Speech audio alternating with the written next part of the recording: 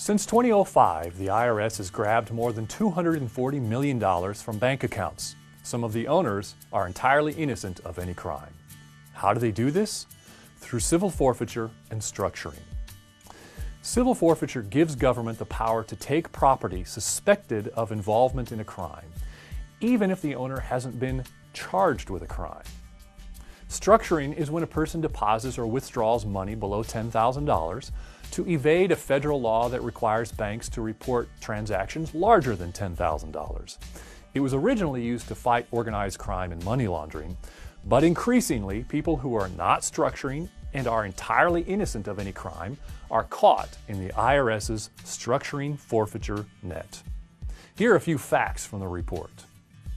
From 2005 to 2012, the IRS seized more than $240 million from suspected structuring violations in more than 2,500 cases. Structuring-related seizures are growing more frequent. In 2012, the IRS initiated more than 5 times as many such seizures as it did in 2005, yielding a 166% increase in forfeiture revenue.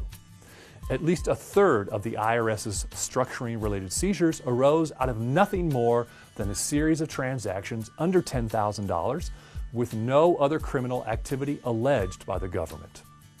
People whose money is seized usually face a long legal battle to win it back, if they get it back. The average forfeiture for suspected structuring took nearly a year to complete. For even more information, check out our report.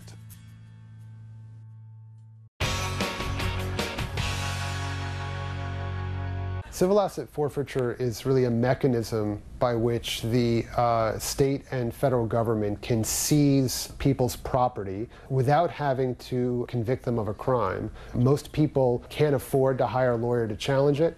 It's really legalized robbery by law enforcement. And think about it, that is a tough crime to report to the police. Give me a description of what the guy looked like. Well, to be honest, he looked a lot like the guy currently asking me what the guy looked like. And if you think this sounds bad, just wait until you see how it looks. Because the Washington Post recently published a major investigation featuring stories like that of this man, who was driving from Michigan to San Francisco with $2,400 in cash that his dad had lent him to start a new job, when he was pulled over in Nevada. I gave him my license and registration, and then as he was looking at that information, he asked me how much money I was traveling with. Lee told him about the money his dad gave him, which he kept in the trunk. He told me to turn on my air vents on high and roll up my windows and get out of the car because he was going to run a canine around it. Dove didn't find drugs, but he did find the $2,400. He said, no, I'm going to keep the money because I've concluded through my investigation here that you are traveling from Michigan to California to purchase drugs. Wow. I mean, there is so much wrong there, including the fact that any policeman who genuinely believes you need to travel from Michigan to California to purchase drugs needs to be introduced to the concept of the University of Wisconsin-Madison. OK? It's right there. And the problem is, stories like that are surprisingly common. In fact, since 9/11, under just one programme, police have taken $2.5 billion in the course of over 61,000 seizures of cash alone from people who, and this is the mind-blowing part, were not charged with a crime. But these civil forfeiture laws have warped law enforcement priorities and perception, and nowhere is that more clear than Philadelphia.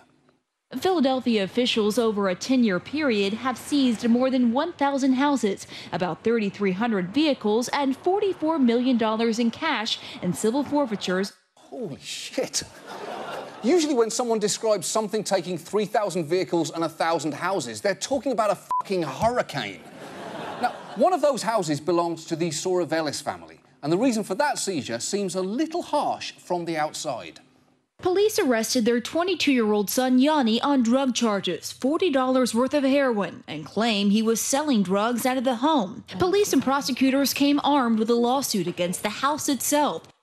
Exactly, because remember, the parents aren't on trial, the house is, which is clearly ridiculous. Once their house was seized, the Soravelises got to experience the final problem with civil forfeiture.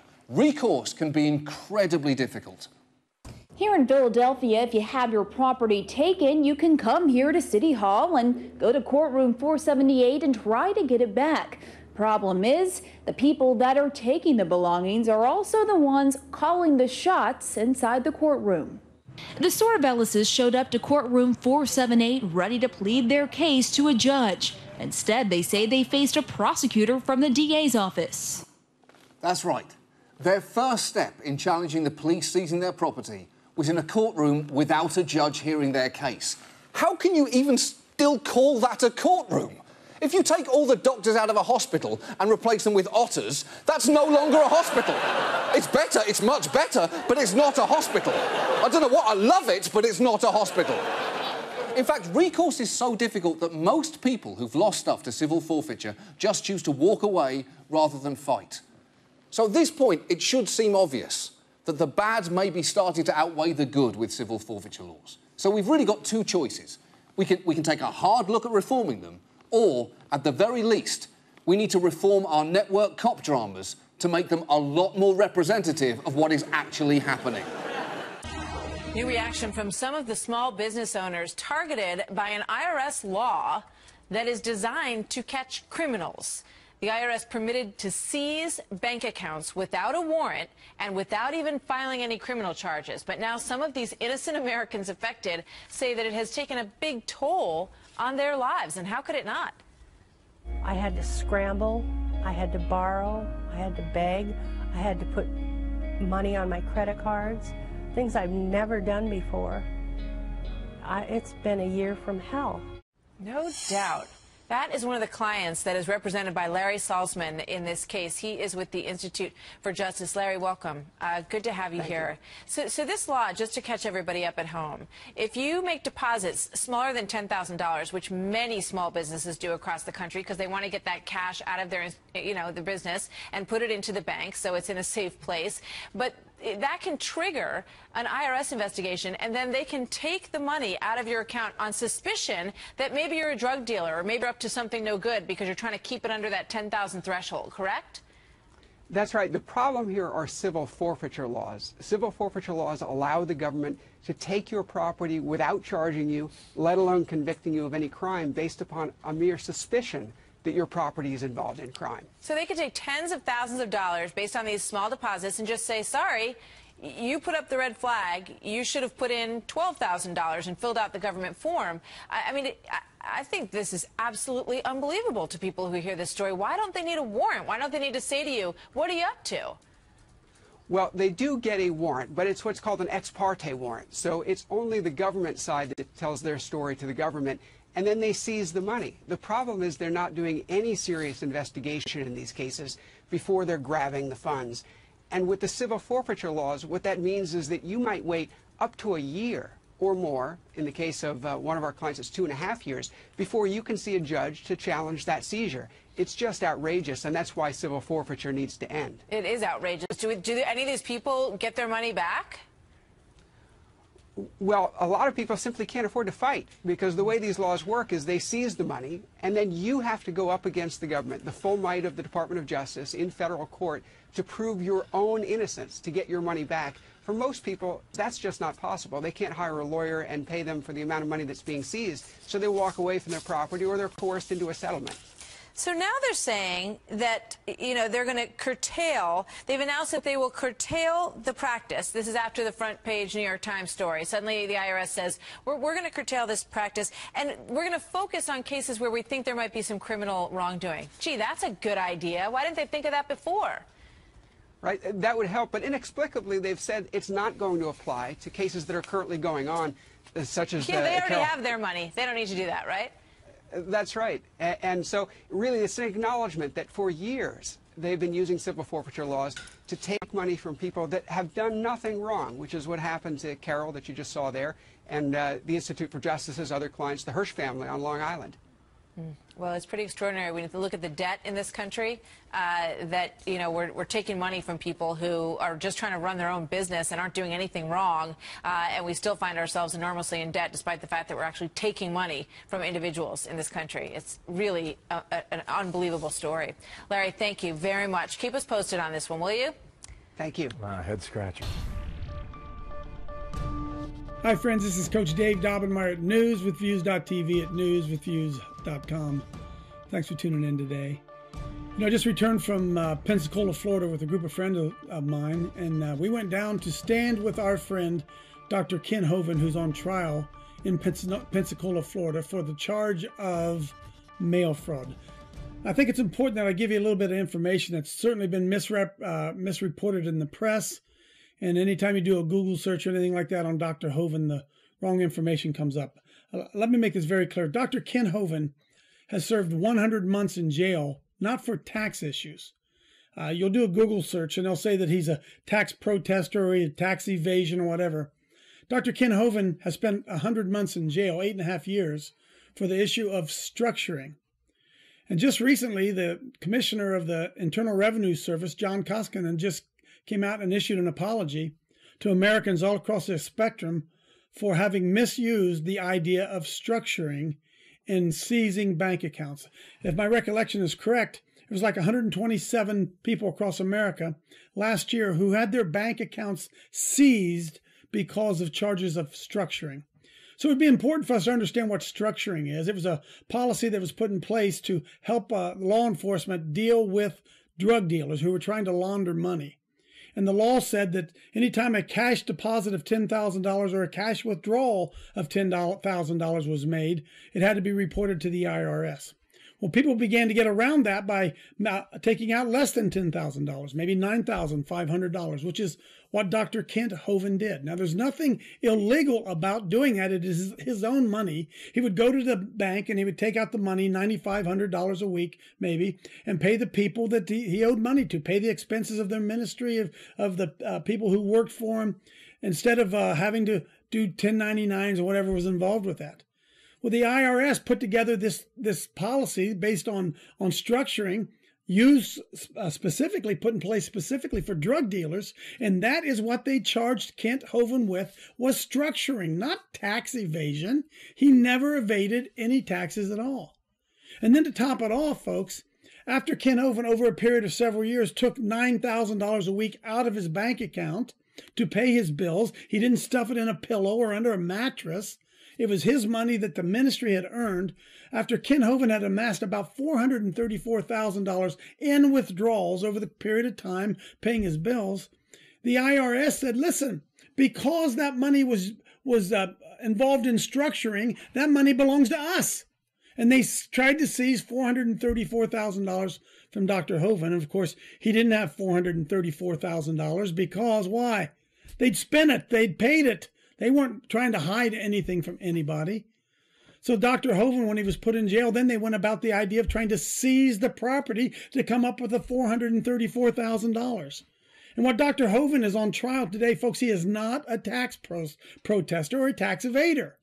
What Dr. Hovind is on trial today for, and I consider it piling on, is what they called mail fraud from jail. Now, what he did was a perfectly legal action, filing court actions from jail. He's done that for the 8 years he's been in there, trying to get himself free. He filed a motion whereby he put into the file of his properties a legal document saying, listen, this property is still being contested. This is not a free and clear property. And so when they would do a title search, someone wanted to buy his property, they'd do a title search. This letter would be in there saying, listen, there's some debate as to who owns this property. Buyer beware. You're buying some property that's still in dispute. Perfectly legal that he did it. But because the judge had told him to stop doing that, stop filing the reports, to stop filing the appeals, they found him in contempt of court. So Kent Hovind is in jail, or is in court today for two things: mail fraud. Listen, folks, if he had taken that filing and he had hand carried it to the courthouse, it would not be mail fraud. Do you understand that? It would not be mail fraud. But he couldn't hand carry it. It had to go through the mail. And issue number two, he has the right to appeal while he's in there. But they're also charging him with contempt of court because he continued to exercise his God-given right, his American right to appeal. The First Amendment says the right to petition the government for a redress of grievances. That's what Kent Hovind has done. Folks, he is not a tax protester. He has not refused to pay his taxes. They have seized $434,000 from him already, which was not their money to begin with. And now they want to put Kent Hovind in jail for an additional 20 years. It's amazing. We had the opportunity to be in the courtroom, spent 3 days down there in support of Dr. Kent Hovind, and just want you to know that I believe that the charges that they're bringing against him right now are nothing more than piling on, trying to put him in jail for an additional 20 years. I would request that you'd pray for Dr. Dino, pray for Kent Hovind, that justice would be served. So more than anything with this video, I want to clear something up. He is not a tax protester. He's not in jail for tax evasion. He's not in jail for not properly paying his taxes. He's in jail for a process called structuring, which was designed to be used to combat drug dealers. Is that unbelievable? Pray for Kent Hovind, that justice would be done in his case. This is Coach Dave Daubenmire at newswithviews.tv, at newswithviews.com. We'll see you next time.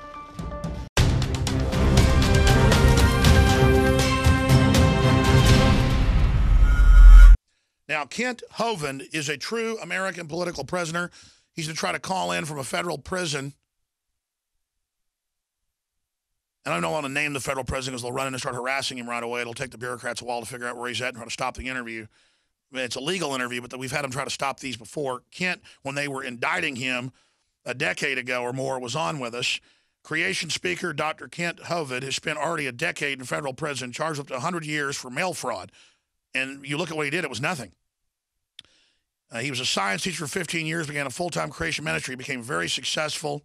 He debated more than 100 scientists concerning evolution versus creation and created the well-known 7-part video creation series translated in 32 languages. He reached over 1 billion people.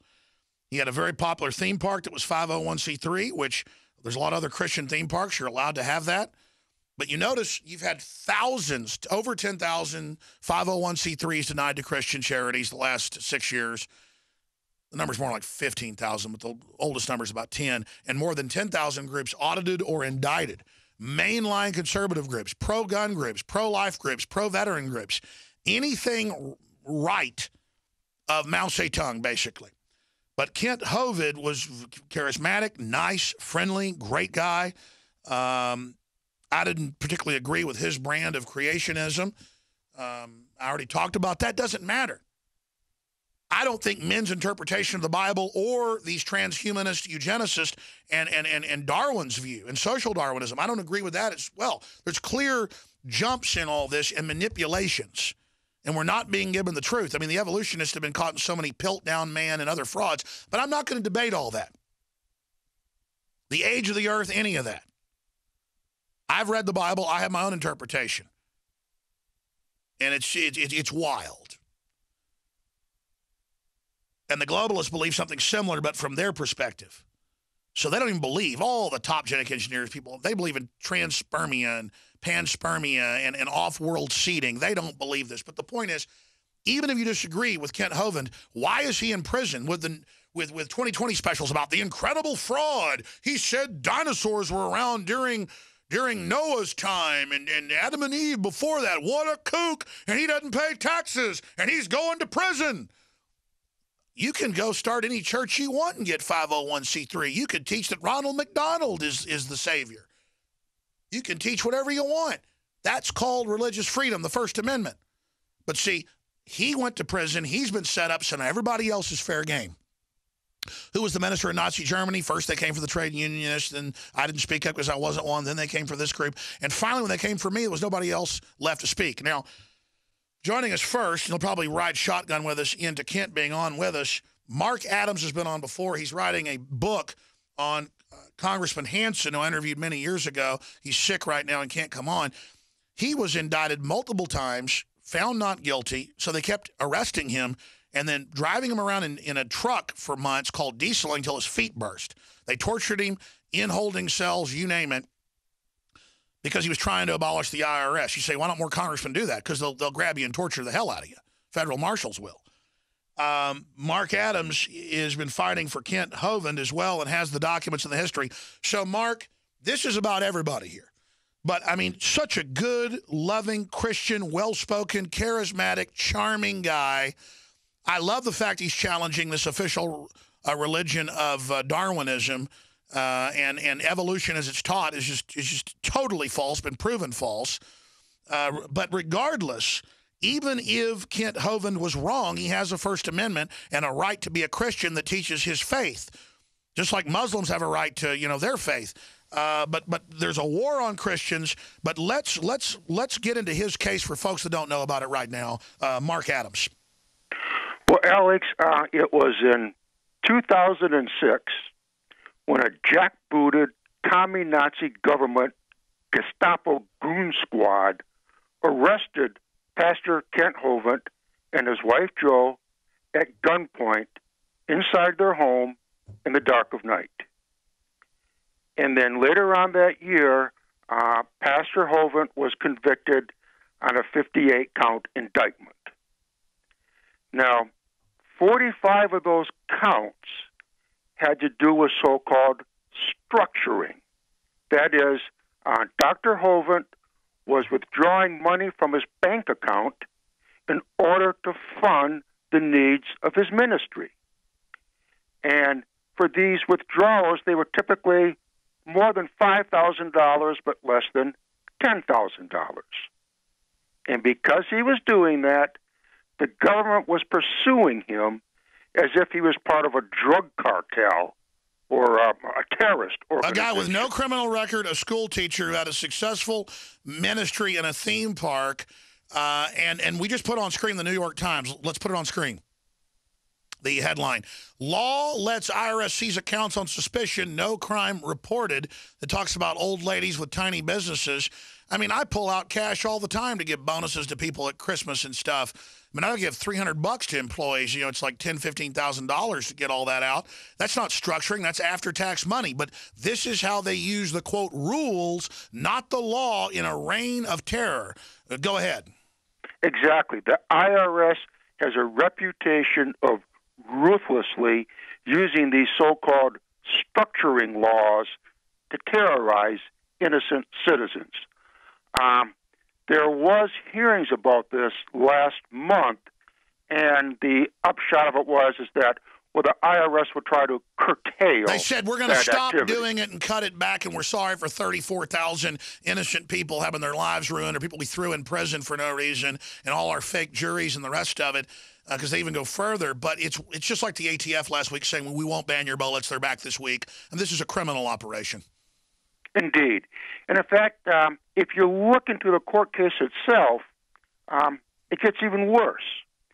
The 11th Circuit Court of Appeals upheld his conviction on all of the 45 so-called structuring charges. But in 2013, the 11th Circuit overturned a guilty verdict on a separate case. This was U.S. versus Lang, a separate case of structuring. They overturned the verdict because of the way the federal prosecutors mishandled the case. And there were clearly orders to go and get him because he was articulate, good-looking, reaching over 1 billion people with his ministry. He was incredibly successful, and so that's why they came after him. Indeed. And now, and like I said, the bulk of the charges are these so-called structuring charges. The 11th Circuit Court of Appeals upheld the conviction, but then a little more than a year later, when the same kind of case came before them, they overturned the conviction on this guy, Mr. Lang, because of the way the federal prosecutors mishandled his case. But the procedures that the prosecutors used on Mr. Lang were exactly the same procedures that they use on Hovind, but yet they will not apply that ruling retroactively. So, in other words, they overturned the structuring charges against Lang, but even though the same kind of prosecutor misconduct was being applied in Pastor Kent Hovind's case, they will not use that precedent to overturn his verdict. Unbelievable. That was in the 11th Circuit Court of Appeals, and that was in 2013. What else we need to know, Mark Adams, about the Kent Hovind case? Yes, we have some information about the judge. U.S. District Judge Margaret Rodgers. In 2009, Judge Rodgers cited 2 school teachers for contempt for silently praying before lunch. Oh. Afterwards, 50 congressmen issued a letter supporting the teachers. One of them, Representative Jeff Miller, said, "A federal judge has gone well outside the bounds of the Constitution to declare that prayer offered among adults is illegal." And that is from the Washington Times. That's right. We've got it on screen. That was just recently. And for those that don't understand this, in Texas, there was a case. There's been a bunch of these just last year where a little, I think it was an 8-year-old girl, brought her little picture Bible, Sunday school Bible, in her bag, and they took it away from her and tried to suspend her as if you couldn't have a Bible in the school. She could have whatever book she wanted. You could have a Harry Potter book, but not the Bible. It is a war on Christians. Are we going to put up with it? Yeah, most churches are scared to death getting in line. That's what this intimidation was about, and that will let the evil take over. You got to stand up to it and say no, and that's starting to happen. Final comments on the Kent Hovind situation, Mark. One of the prosecutors in Pastor Hovind's first trial was U.S. Attorney John Atchison. He's the one who is reported to have vigorously pursued a federal indictment against Dr. Hovind. Now, Hovind was convicted in January 2007. Shortly after his conviction, the U.S. Attorney, John Atchison, assumed room temperature when he voluntarily removed himself from the gene pool. Here's what happened. We're going to talk about it when we come back. I forgot this. The guy that went after him, this is the cult, was going to have sex with a little girl. I forgot about that. Oh, my gosh, you can't make this stuff up. We just put up the Wikipedia. We'll put up articles about it. We're going to finish up another segment with Mark Adams. It's just, it's scary, folks. And it's evil demons like that using the system. It's not even the whole system itself. It really is epic, Mark, when you get into reality.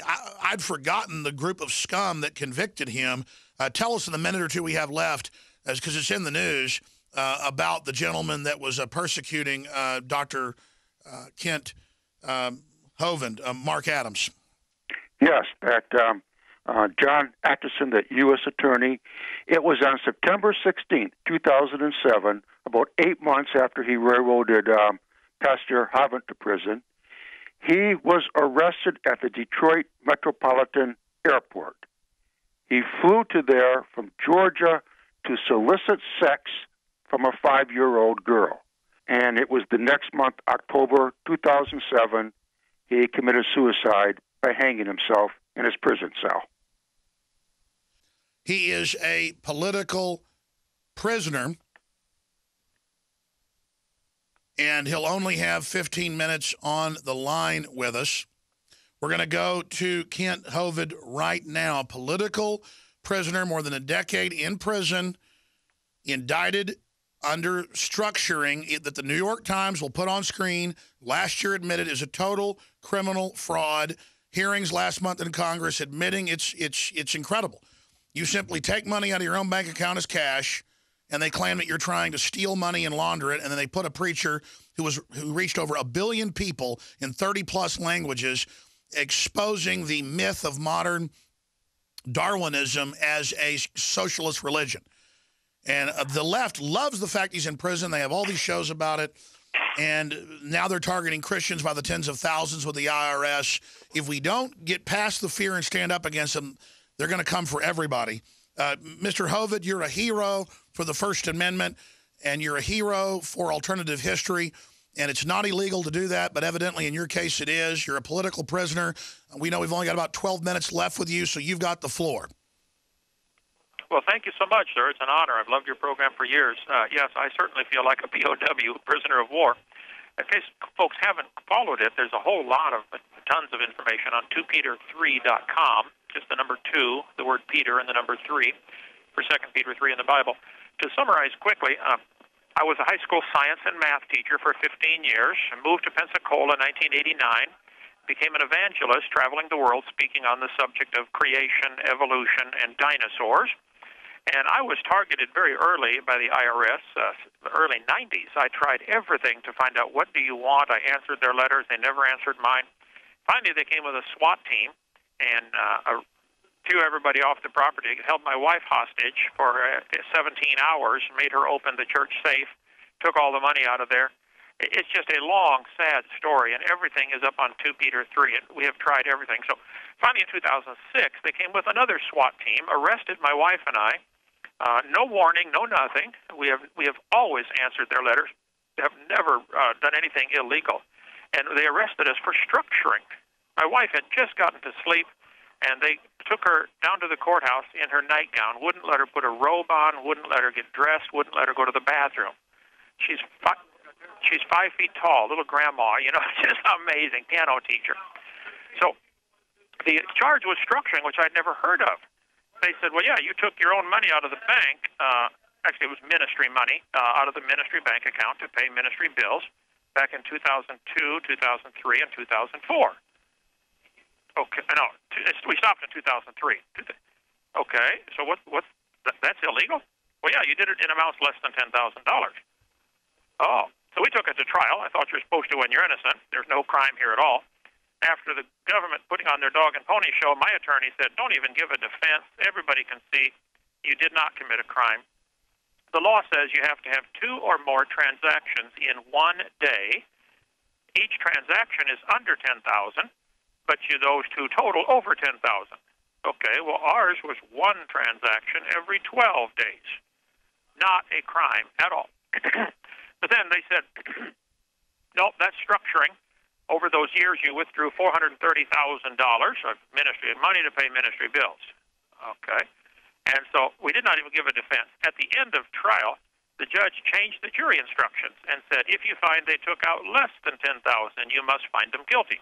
So he changed the law under judicial tyranny right there on the spot. Well, yes, a woman judge, Judge Casey Rodgers. I think that was wrong to change the law. And so the jury, of course, found us guilty. Well, yeah, they took out less than $10,000. Go to the bank, take out $10. That's less than $10,000. So guilty. Then the judge said, now all that money that was withdrawn, even though you stopped doing this 3 years ago, all that money that was withdrawn over those years, you now owe it to the government. They're going to seize that money. Well, I don't own anything. I live in a church parsonage. I drive a church van. I don't own anything. So they put in a motion saying, we want to seize the church ministry property. Of course, the church trustees said, objection. Why don't you go seize Walmart? They got more money. Why don't you go seize something else? No. They want to seize the church ministry property to pay these structured funds when there's no crime at all involved ever. And, sir, in the time we have with you, we know you're totally innocent. The New York Times, they had hearings last month that the law says 10,000. They're going after 86-year-old women with no criminal record who run tiny diners that seat 10 people who would make cash deposits every day of less than $1,000 and then would write checks on that. They call depositing it structuring and money laundering. So they do whatever they want outside of law. It's all admitted. You should be released. They've overturned other cases like yours. Here's the big question. Why did they target you? Obviously to shut you down. What do you think of the massive persecution of the church now? It's meant to intimidate the church into submitting, going under government faith-based initiative, in my view. Give us your take on that. And then B, how do we free Kent Hovind? Well, yes, there are plenty of websites, freekenthovind.com. It's H-O-V-I-N-D, Norwegian name, Hovind. Congress needs to repeal that stupid structuring law. They need to get a lot of pressure to say, look, would you IRS apologize for misusing it? Well, that's step one, but that's nowhere close to enough. Get Congress to repeal the stupid law and, very important, make it retroactive. And say, okay, anybody ever arrested under this stupid law is hereby released, and all money taken from them is hereby returned, and they get $1 million for every year false incarceration. This call is from the Santa Rosa County Sheriff's Office. I've been locked up over 100 months away from my family. I've been moved 23 times all over the country, diesel therapy, trying to shut me up. I am an outspoken Christian. I believe the Bible is literally true and scientifically accurate. And with my science background, I've done 100 debates against atheists, and I slaughter them sweetly in Christian love. So they just hate me for just teaching the truth.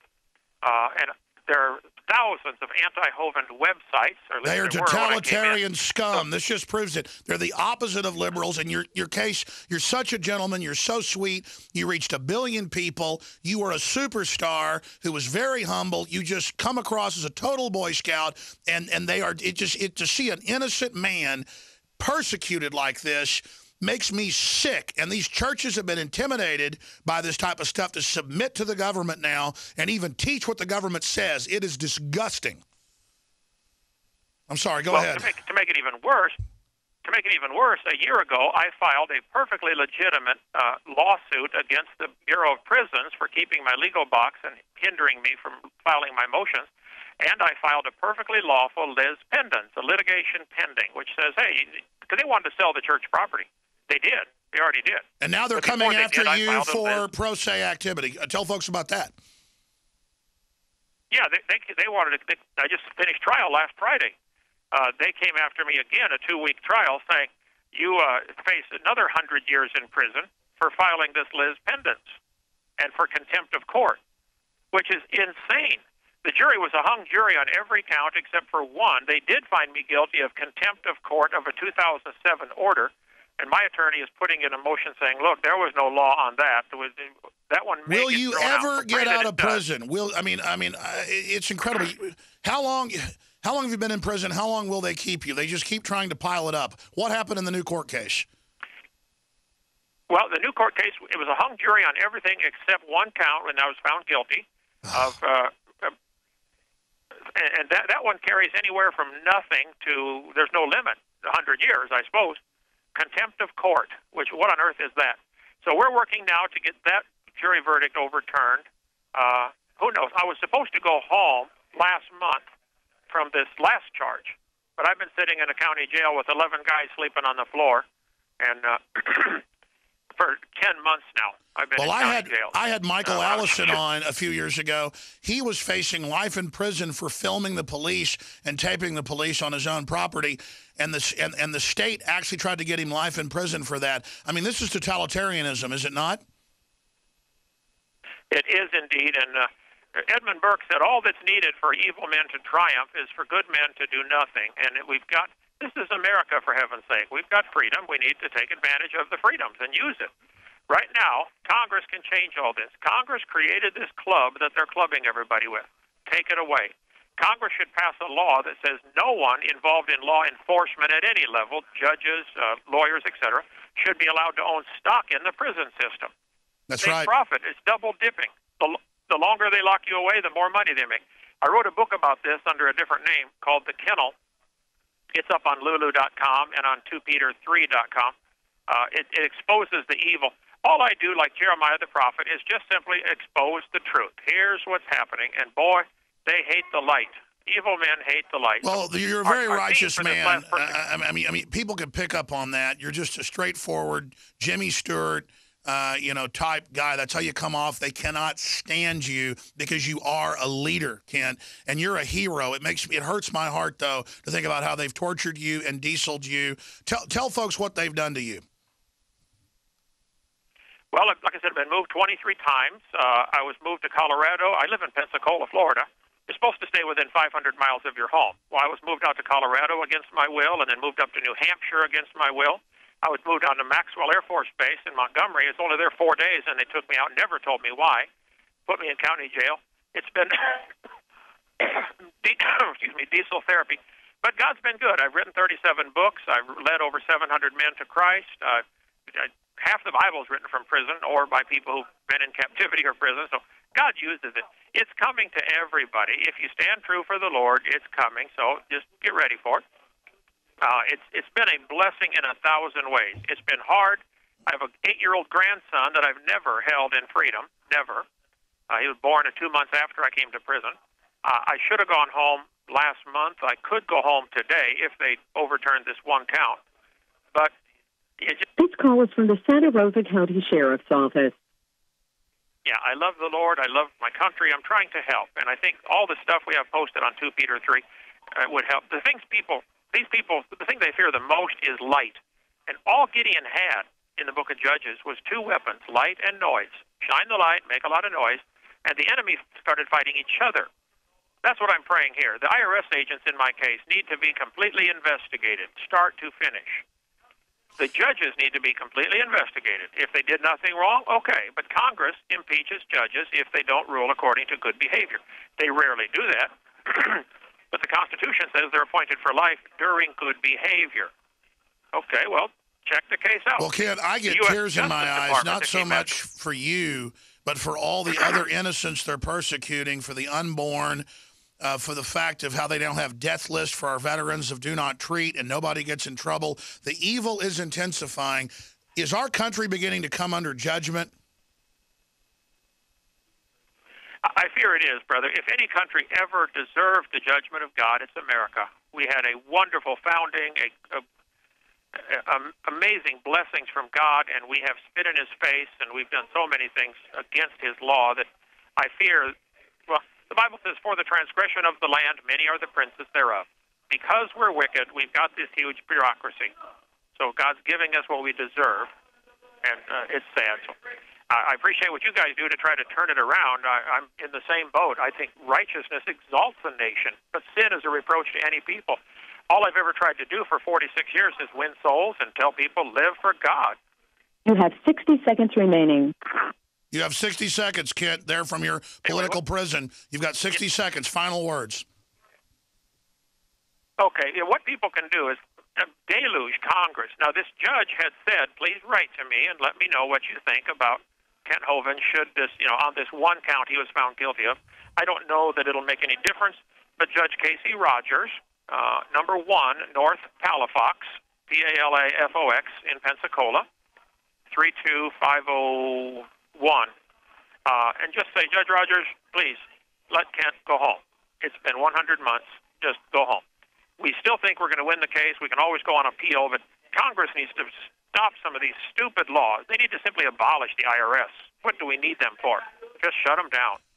We didn't have them until 1933. Just stop. Okay? But if not, at least investigate them. Look what they did in my case. Classic example of everything going wrong with our justice system. And there you go. You've got a preacher who was successful, who they feared, who was getting really big, and he wasn't even making a lot of money. He took $400,000 out for the entire ministry over 2 years. Folks, he had films that were selling millions of copies. He was airing them for free all over the world. He had different groups giving them out free. He wasn't charging, in many cases, books for children. It's the First Amendment, and the left didn't like it as they put him in prison.